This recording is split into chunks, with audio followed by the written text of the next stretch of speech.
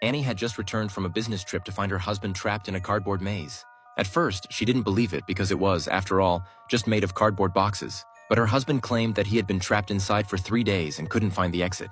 Annie wanted to go in and find him, but her husband stopped her. He said that although it looked small from the outside, it was actually very large inside, and it was easy to get lost. So he asked his wife to bring his good friend Gordon.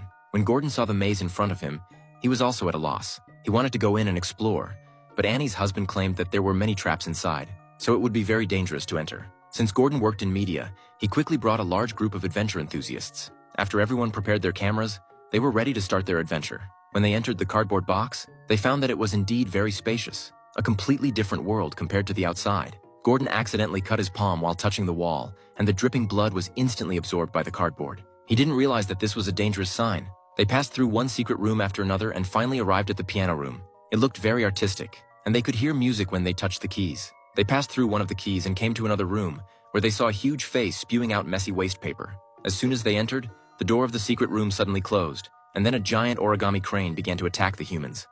In the emergency, Annie accidentally discovered that the exit was in the mouth of the giant face, so she desperately pried open the giant mouth, and everyone crawled in one after another, narrowly escaping disaster. Just as everyone was discussing which direction to go next, a fat woman accidentally stepped on a trap. The next second, the fat woman's head was split in two.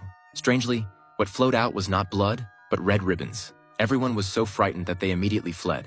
On the other side, a couple was playing hide and seek. They didn't notice that there was a trap on the ground. When the boyfriend passed by, he accidentally triggered the mechanism. When the girlfriend found him, he had already stopped breathing. A large amount of pink paper strips sprayed out from the man's body. The woman was so scared that she left the place quickly and joined the others. After hearing the woman's story, everyone went to look for the man, but he was already gone, and a row of strange footprints appeared on the ground. Everything was getting more and more bizarre. Annie decided to cut open the wall and escape. When she struggled to pry open the wall, she discovered that the outside of the wall was actually another room, and Bryn was taken away by the monster before she could come over. It turned out that a minotaur lived here. As everyone was running away, they finally met Annie's husband. He led everyone to a safe place. The man's name was Dave, and this paper maze was also built by him.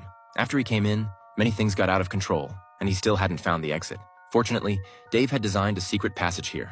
Everyone was afraid that the minotaur would come looking for them, so they had no choice but to follow Dave and jump into the secret passage. Below the secret passage was a long pipe. When they fell down the pipe, everyone turned into paper people. Before they could take 2 steps, the roar of the minotaur came from inside the pipe.